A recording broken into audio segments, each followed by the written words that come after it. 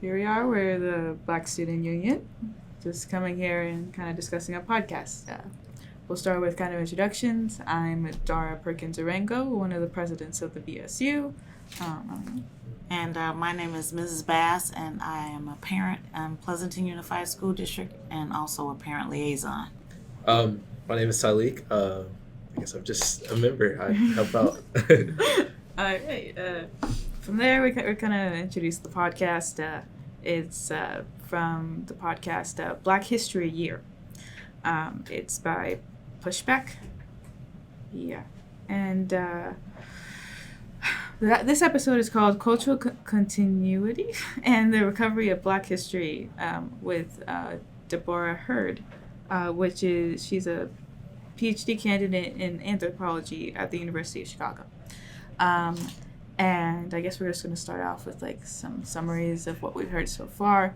You want to go first? Yeah, well, One of the things that impressed me as in the podcast that I listened to was that Black people didn't just originate with slavery. And I think that's very important for us to know because we have a history from Africa that is very rich. So we do have a culture. We didn't just start with slavery. So I think that's something important that everybody needs to know, that we were the Ethiopian people were the first people here, and we have a very long history on this earth.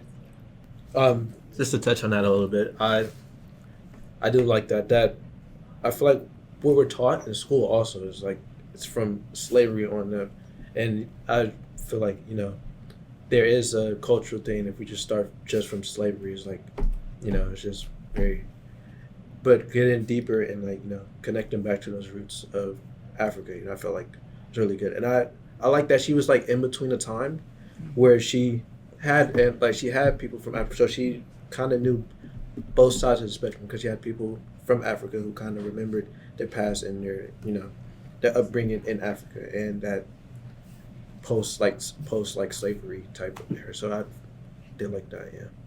Yeah, I like how like they talked about like kind of having like a wall of slavery, like that it was like from slavery on, and that was kind of Black history. And I do feel like it's kind of overlooked that like what you were talking about, Mrs. Bass, that like that kind of everything started in Africa, like the first people originated from there, and that kind of a little bit of like African heritage is kind of in everybody. Like everyone that's colored has a little bit of kind of Africa with them. Yeah. And I just feel like that's much overlooked, as she said. I don't know, I just thought like the podcast was interesting that like they really did emphasize like that. A lot of people in America really only learn like the people that colonized, the people that actually took over the countries like Africa and kind of just inserted the culture inside of the countries and went from there and wrote the history based on their opinions. Yeah. One of the things that impressed me too, she was talking about she had conversations with her great-grandmother, and I had conversations with my grandmother sitting me on her lap and explaining our family culture and history. So that we have a big oral tradition in our culture where you talk about your relatives, you talk about because when we were shelter in place, we had a family reunion of my family that across the United States, and I found out that there were relatives that had their own businesses, and a couple of them were burned down by the KKK, but there's, we have, for instances in all of our family history that, we have deep roots where we had ownership of things, and there were other people that didn't want us to have things, so they just kind of did things that would destroy the business success that we had.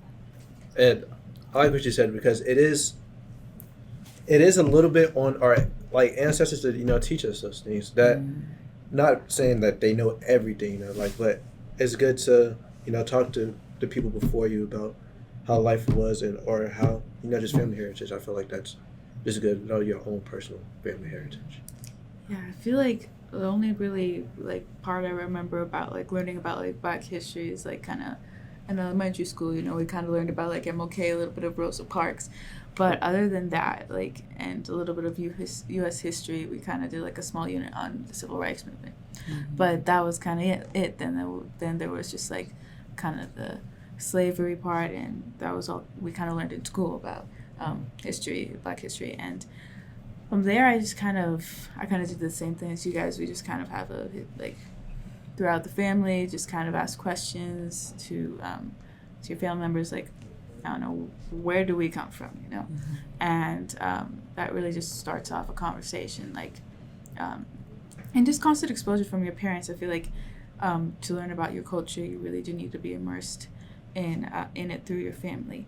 Like my dad had us like listen to like the MLK speech every MLK day, and he was just like, you need to educate yourself on people like Nelson Mandela, and so that like it's not just what you learn in school but beyond that. So yeah, I would say that that's very important, and also the oral tradition also teaches the resilience of our culture and the things that that we can be proud of ourselves, but also and just like you, I remember the slave ship where it's like all the little Black people are lined up. Yeah. And I was like, when you think that your history starts like that, then it's kind of like coming from a negative.